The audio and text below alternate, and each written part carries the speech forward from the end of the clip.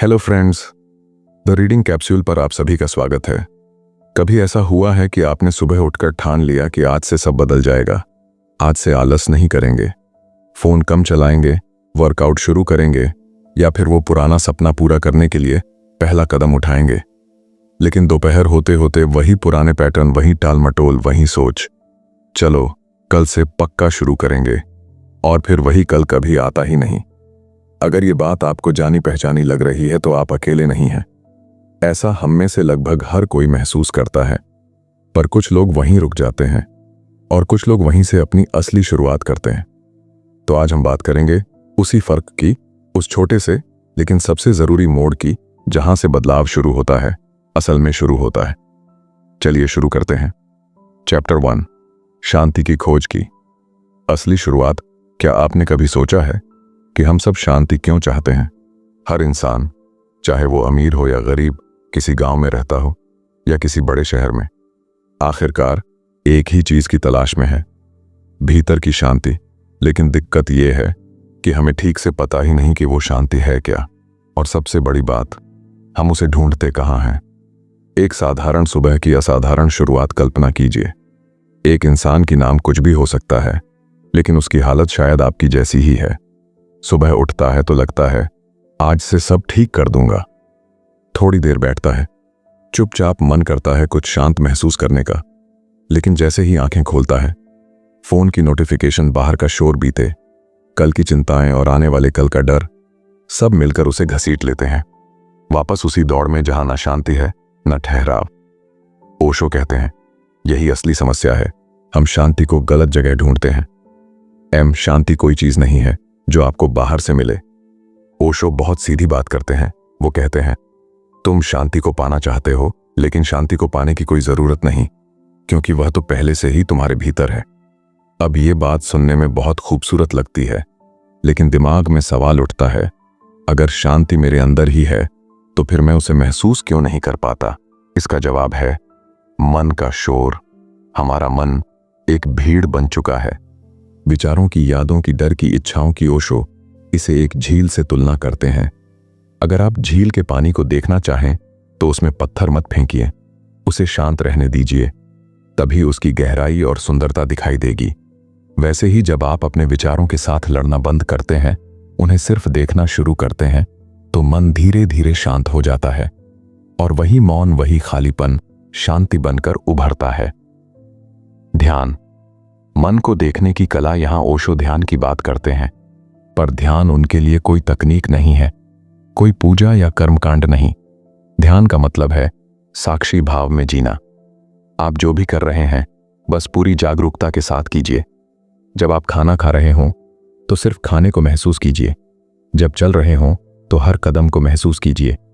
कोई और बात दिमाग में ना हो, न कल की तैयारी की। शांति कोई एक अवस्था नहीं, बल्कि वो स्थिति है जब आप पूर्ण रूप से अभी और यहीं में होते हैं।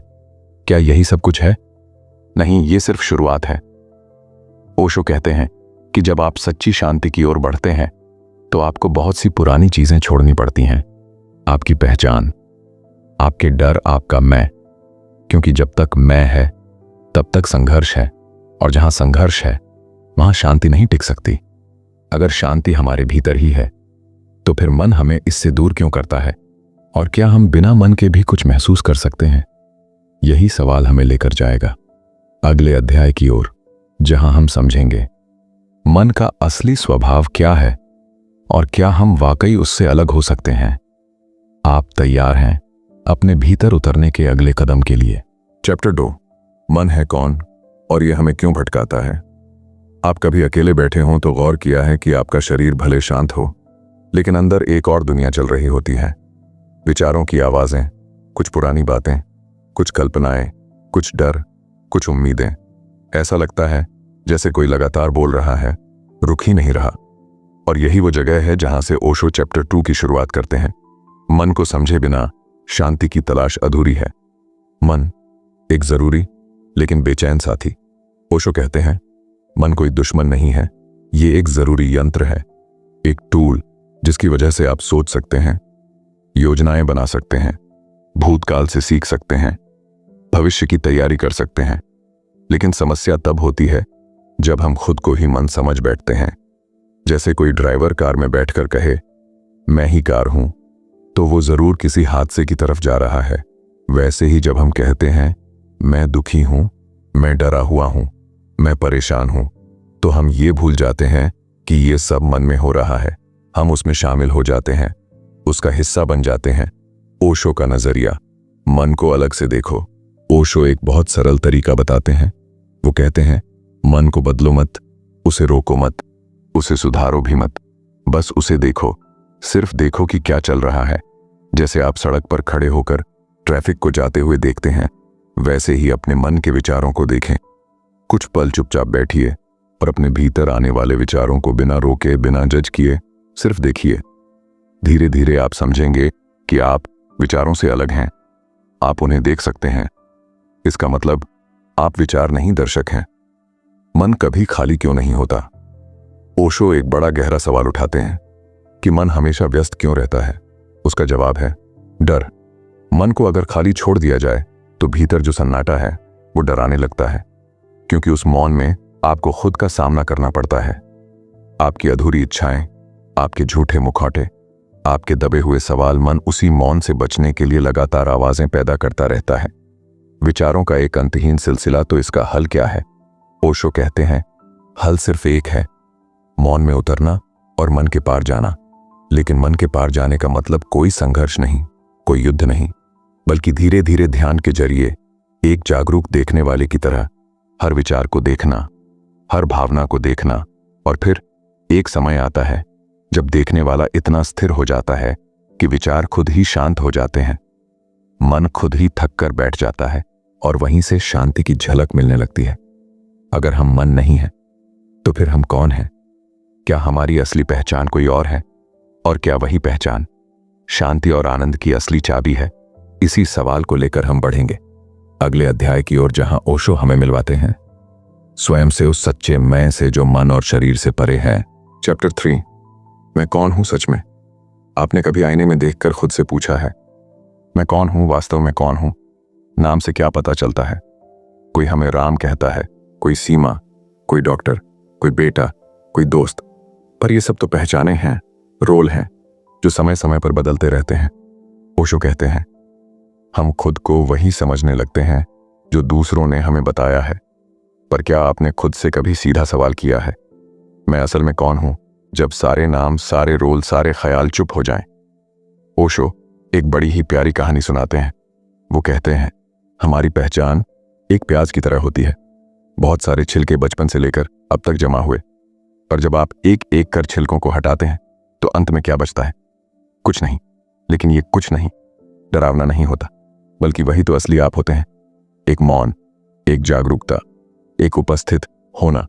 मैं शरीर नहीं हूं, मैं मन भी नहीं हूं। ओशो समझाते हैं कि शरीर को आप देख सकते हैं तो फिर आप शरीर कैसे हो सकते हैं? मन को आप अनुभव कर सकते हैं तो आप मन भी नहीं हो। आप वो हो जो देख रहा है, जो हर अनुभव को गवाही दे रहा है, बिना जुड़े, बिना उलझे। इसे ही ओशो कहते हैं साक्षी भाव, विटनेसिंग। और यही वह जगह है जहां से शांति की असली शुरुआत होती है। एक सरल प्रयोग, खुद को देखना। ओशो कहते हैं अगर आप जानना चाहते हैं कि आप कौन हैं, तो कोई दर्शन शास्त्र पढ़ने की जरूरत नहीं। बस एक आसान सी कोशिश कीजिए। एक शांत जगह पर बैठिए, अपनी आंखें बंद करिए और मन में जो कुछ भी आ रहा है उसे देखने लगिए, जैसे कोई पर्दे पर फिल्म चल रही हो। अब खुद से पूछिए जो देख रहा है, क्या वो विचार है? क्या वो भावनाएं हैं? क्या वो कोई नाम है, या वो सिर्फ जागरूक मौजूदगी है? धीरे धीरे आप उस बिंदु पर पहुंचने लगेंगे जहां मैं किसी रूप में नहीं है, बस एक होना है। ओशो कहते हैं यही आपका सच्चा स्वभाव है। न कुछ बनने की कोशिश, न किसी छवि को पकड़ने की चाह, बस होना। पूरी तरह जागृत होकर अगर हमारी सच्ची पहचान कोई नाम नहीं, कोई सोच नहीं, कोई शरीर नहीं, तो फिर उस पहचान में जीना कैसा होता है? क्या एक बार जान लेने के बाद डर और दुख वाकई खत्म हो जाते हैं? और फिर क्या इसी साक्षी भाव में छुपा है वो अनंत आनंद जिसकी हम सबको तलाश है? इसी सवाल के साथ हम बढ़ेंगे चैप्टर 4 की ओर, जहां ओशो बात करेंगे आनंद की खोज की, और कैसे वह भी कहीं बाहर नहीं, बल्कि उसी मौन में छिपा है जिसे हम अक्सर टालते हैं। मिलते हैं अगले अध्याय में, जहां सिर्फ शांति नहीं बल्कि आनंद भी इंतजार कर रहा है। चैप्टर 4, आनंद की खोज। क्या सच्चा सुख भीतर छिपा है? हम सब जीवन में कुछ ना कुछ खोज रहे हैं। कोई सफलता चाहता है, कोई पैसा, कोई प्रेम और कोई सिर्फ सुकून। लेकिन अगर उस तलाश के पीछे जाकर देखें तो एक चीज है जो सब में गुम सी है। आनंद, एक गहरी संतुष्टि, एक ऐसा सुख जो बाहर की चीजों से परे हो, जो टिके, जो बदलता ना हो। ओशो यही सवाल उठाते हैं, क्या ऐसा आनंद कहीं है? और अगर है तो हम उसे हमेशा के लिए क्यों नहीं पा पाते? बाहर का सुख रेत की तरह हाथ से फिसलता हुआ ओशो बहुत सहज ढंग से समझाते हैं कि जो सुख हमें बाहर से मिलता है वो अस्थायी होता है। कोई नई चीज खरीदकर थोड़ा अच्छा लगता है, किसी की तारीफ मिली तो दिल फूल जाता है, लेकिन कुछ ही देर बाद वो खालीपन फिर लौट आता है। क्यों? क्योंकि वो आनंद हमारे भीतर से नहीं आता, वो निर्भर करता है दूसरों पर, परिस्थितियों पर। और जो चीज बाहर पर निर्भर करती है वो हमेशा अस्थिर रहेगी। ओशो कहते हैं, बाहर का सुख उत्सव हो सकता है पर स्थायी नहीं। भीतर का आनंद, मौन का संगीत। अब सवाल आता है, अगर असली आनंद बाहर नहीं तो फिर कहां है? ओशो कहते हैं, आनंद कोई अनुभव नहीं है बल्कि एक स्थिति है। एक ऐसा मौन, एक ऐसी जागरूकता जिसमें आप पूरी तरह से अपने साथ हैं, बिना किसी कमी, बिना किसी मांग के। ओशो इसे ध्यान की भाषा में कहते हैं, जब तुम अपने भीतर पूर्ण रूप से स्थिर हो जाते हो, जब कोई ख्वाहिश बाकी नहीं रहती, जब कोई लक्ष्य नहीं बचता, तब जो बचता है वही आनंद है।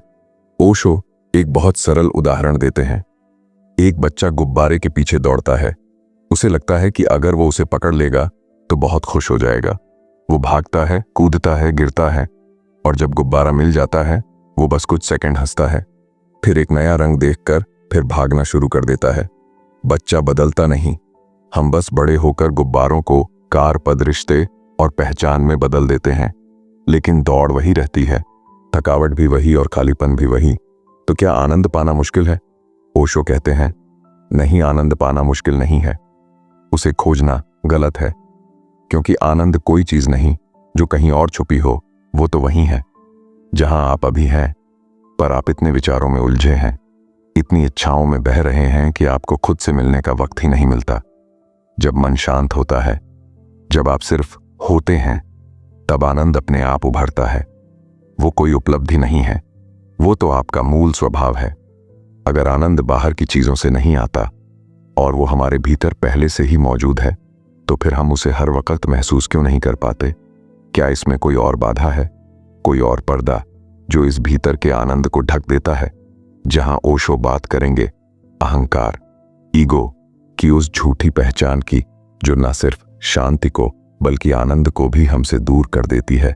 मिलते हैं अगले अध्याय में, जहां हम जानेंगे कि मैं को छोड़ना कैसे सबसे बड़ा मुक्ति मार्ग हो सकता है। चैप्टर 5, मैं जो है ही नहीं, अहंकार की गहरी चाल। आपने कभी सोचा है, जब भी कोई बात हमें चुभती है तो किसे चुभती है?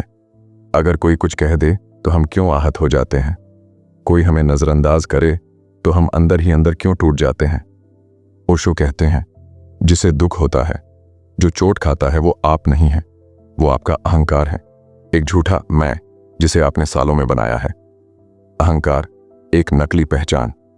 ओशो अहंकार को समझाने के लिए एक बहुत सीधी बात कहते हैं, अहंकार आपका असली चेहरा नहीं, बल्कि वो मुखौटा है जो समाज ने आपको पहनाया है और जिसे आपने सच मान लिया। बचपन से ही हमें सिखाया जाता है, तुम अच्छे बच्चे हो, तुम सबसे होशियार हो, तुम दूसरों से बेहतर हो। धीरे धीरे हम अपने आसपास की रायों से एक छवि बनाते हैं और उसी छवि से जुड़ जाते हैं, उसे ही मैं कहने लगते हैं। लेकिन असली आप तो वो हैं जो इन सभी पहचान से अलग हैं, जो न अच्छे हैं, न बुरे, न ऊंचे, न नीच, बल्कि बस हैं। अहंकार हमेशा तुलना करता है। ओशो कहते हैं, अहंकार को जीने के लिए दूसरों की जरूरत होती है, वो अकेले नहीं टिक सकता, इसीलिए वो हमेशा तुलना करता है। मैं उससे बेहतर हूं या नहीं? मुझे उतना सम्मान क्यों नहीं मिला? लोग मुझे कितना नोटिस कर रहे हैं? यह अहंकार हर बार हमें कुछ बनने की होड़ में डाल देता है, और जब हम वो नहीं बन पाते या कोई हमें नजरअंदाज कर देता है तो भीतर से टूटने लगते हैं। यहीं से शुरू होता है मानसिक अशांति का सिलसिला। जिसे हम अक्सर पहचान भी नहीं पाते। ओशो का नजरिया, अहंकार को देखो, मिटाओ नहीं। अब यहां बहुत जरूरी बात आती है। ओशो कभी नहीं कहते कि अहंकार से लड़ो या उसे खत्म करो। वो कहते हैं बस उसे पहचानो। देखो कि कब आप खुद को साबित करने में लगे हुए हैं, कब आप दूसरों की राय से हिल जाते हैं, कब आप मैं के जाल में फंस जाते हैं। जब आप पूरी जागरूकता से इस मैं को देखते हैं तो धीरे धीरे उसका अस्तित्व हल्का होने लगता है, क्योंकि झूठा मैं सिर्फ तब तक जिंदा रहता है जब तक आप उस पर विश्वास करते हैं। ओशो एक सुंदर कहानी सुनाते हैं। एक साधु एक राजा के दरबार में पहुंचा। राजा ने कहा, मांगो, क्या चाहिए तुम्हें? साधु ने सिर्फ एक कटोरा आगे कर दिया। राजा ने उसमें सोना डाला, फिर चांदी, फिर रत्न, पर कटोरा कभी भरता ही नहीं था। आखिरकार राजा थक गया और पूछा, यह कैसा कटोरा है? साधु मुस्कुराया और बोला, यह अहंकार का कटोरा है जो कभी नहीं भरता। ये कहानी हमें बताती है कि जब तक हम इस मैं को भरने की कोशिश करते रहेंगे, हम कभी संतुष्ट नहीं होंगे, क्योंकि अहंकार को भरना संभव ही नहीं है। तो क्या इसका मतलब है हमें कुछ नहीं करना चाहिए? नहीं। ओशो कहते हैं हमें जीवन को पूरी जागरूकता से जीना है, पर बिना यह सोचे कि हम कुछ बन रहे हैं। काम कीजिए, प्रेम कीजिए, सीखिए, पर मैं को बीच में मत लाइए, क्योंकि जब मैं हटता है तो शांति आती है और उसी के साथ आनंद भी। अगर अहंकार ही हमें खुद से दूर कर रहा है और वो पूरी तरह नकली है, तो फिर हम उससे चिपके क्यों रहते हैं? क्या हमारे डर, हमारी कंडीशनिंग और हमारे सामाजिक ढांचे हमें सच से दूर कर रहे हैं? चैप्टर 6 में ओशो हमें बताएंगे डर का असली चेहरा और कैसे वही डर हमें अपने भीतर की यात्रा से रोकता है। अगले अध्याय में जहां हम जानेंगे कि डर को समझना कैसे आजादी की पहली सीढ़ी बन सकता है। चैप्टर 6, डर, वह दीवार जो भीतर जाने नहीं देती। क्या आपको कभी लगा है कि आप कुछ बहुत गहरा समझने के करीब पहुंचे, लेकिन अचानक डर ने आपको रोक दिया? जैसे किसी गहरी खामोशी में उतरते उतरते हम अचानक घबरा जाते हैं, मानो कुछ छूट रहा है या हम कहीं खो जाएंगे। ओशो कहते हैं डर हमारे भीतर की सबसे गहरी दीवार है, जो हमें उस शांति तक नहीं जाने देती जो पहले से हमारे भीतर मौजूद है। पर डर है क्या और क्यों हम उससे इतने बंधे रहते हैं? डर का जन्म भविष्य में जीने की आदत से। ओशो समझाते हैं कि डर का कोई अस्तित्व नहीं है, वो एक मानसिक कल्पना है जो हमेशा भविष्य से जुड़ी होती है। सोचिए, हम डरते हैं क्या होगा अगर पैसा खत्म हो गया, अगर लोग नापसंद करने लगे, अगर असफल हो गए। लेकिन ये सब कुछ हुआ नहीं है, ये सिर्फ हमारी सोच है। और ओशो कहते हैं मन हमेशा भविष्य या अतीत में भटकता है, वर्तमान में डर की कोई जगह नहीं होती। जब आप पूरी तरह से अब में होते हैं, डर अपने आप मिटने लगता है, क्योंकि डर को जीने के लिए कल्पना की जमीन चाहिए होती है।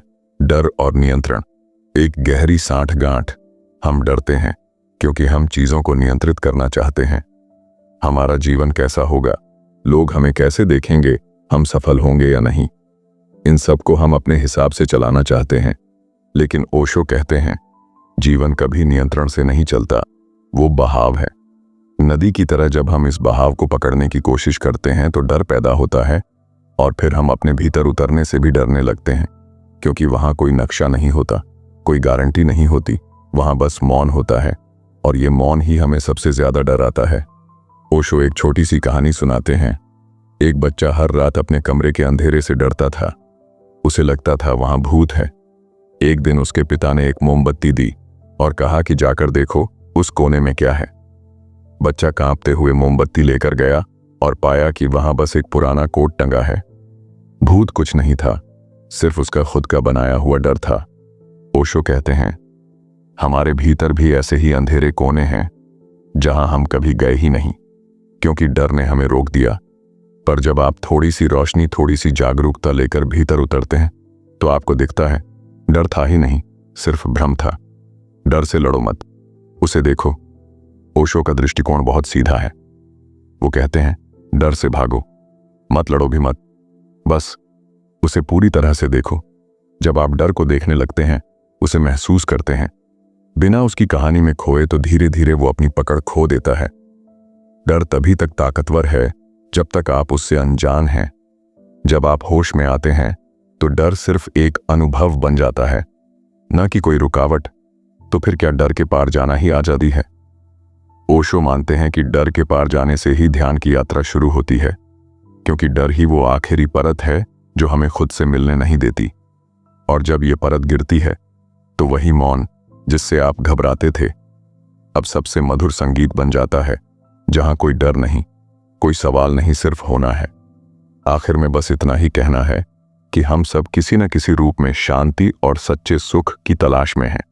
कभी बाहर दौड़ते हैं, कभी दूसरों से उम्मीद करते हैं, कभी खुद को बदलने की कोशिश में थक जाते हैं, लेकिन शायद जवाब बहुत दूर नहीं, बहुत गहराई में भी नहीं, बस उसी जगह है जहां हम कभी ठहरे ही नहीं। अपने भीतर ओशो की बातों से एक बात बहुत साफ होती है, अगर हम कुछ भी बदलना चाहते हैं तो सबसे पहले हमें खुद को देखना होगा, पूरी सच्चाई और ईमानदारी के साथ। तो आज बस एक छोटी सी शुरुआत कीजिए। दिन में कुछ पल सिर्फ अपने लिए निकालिए, बिना फोन, बिना शोर, सिर्फ आप और आपकी सांसें। शायद वहीं से वो दरवाजा खुले जिसकी आपको बरसों से तलाश थी। अगर ये बातें आपके दिल को कहीं छू गई हों तो आप इस सफर में हमारे साथ बने रहिए, क्योंकि ये सिर्फ एक वीडियो नहीं बल्कि एक साझा यात्रा है। बाहर से भीतर तक धन्यवाद, आपने अपना कीमती वक्त दिया और शायद अपने भीतर की आवाज को थोड़ी जगह भी